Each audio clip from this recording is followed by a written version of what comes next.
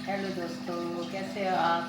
बड़ों को प्रणाम, छोटों को प्यार। और सब ठीक होंगे, आप लोग भी ठीक होंगे। मैं भी यहाँ पर सही हूँ। आज थोड़ा सा अपने हस्बैंड की याद आ गई थी मुझे। मेरे बच्चे आए हैं, दोनों बेटी दामाद आए हैं, तो उनके बारे में कहानियाँ बता रहे थे, उनकी किस्सा सुना रही थी। सबसे पहले तो मेरे इंडियन आर्मी को मेरा सैल्यूट। मेरे देश के सेवक हैं, रक्षक है वो।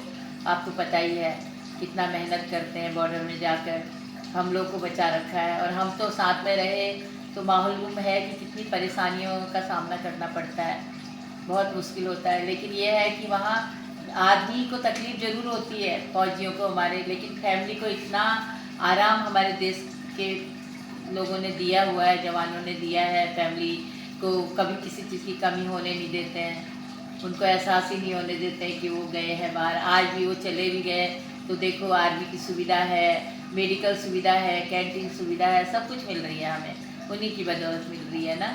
तो क्या करा जाए, थोड़ी सी याद आ रही थी। तो त्वांग में पोस्टेड थे मेरे हस्बैंड। त्वांग में आपने जसवंत सिंह रावत के बारे में सुना होगा, उनकी तो बहुत बड़ी कहानी है, गूगल में सर्च करके देखना आप लोग।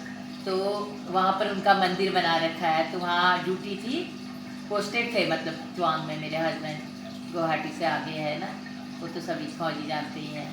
तो वहाँ पर क्या हुआ, वो कहते थे सबको जसवंत सिंह रावत किसी न किसी रूप में दिखते हैं। तो मेरे हस्बैंड एजुकेशन डिपार्टमेंट में थे, तो उन्होंने कुछ किताब भी लिखी थी उनके नाम से वहाँ पर। वैसे तो और उन्हें भी लिखी है किताबें उनकी। तो वहाँ पर क्या हुआ, एक बार जैसे बच्चों को आदमी सबकी लाइन लगी रहती है, आज अपनी फैमिली से बात करना, आधा घंटा बात करना, ये करना। तो बाद में मेरे हस्बैंड का भी नंबर आया। तो पहले तो आज मोबाइल हो गया तो फ़ोन से ही बात करते थे पहले। तो उन्होंने कहा भट्ट साहब जाओ, आपका नंबर आ गया, बात करो। तो वो करने लगे हमसे बात। थोड़ी देर में पीछे से एक आवाज़ आती है, कहते भट्ट साहब आप इसके बाद मेरा एक नंबर लगा देना। उन्होंने कहा ठीक है साहब, मैं लगा दूंगा। तो उन्होंने अपना फ़ोन बंद करा, तो जिसने बोला नंबर उन्होंने लगाया, पीछे मुड़कर देखा तो कोई नहीं था, एक लालटेन खड़ी थी। तो वहाँ के जवान बोलने लगे, कह रहे भट्ट साहब जसवंत साहब दिख गए आपको। उन्होंने कहा कैसे? उन्होंने कहा ऐसे ही बताते हैं, मेरा नंबर लगा दो, कर दो।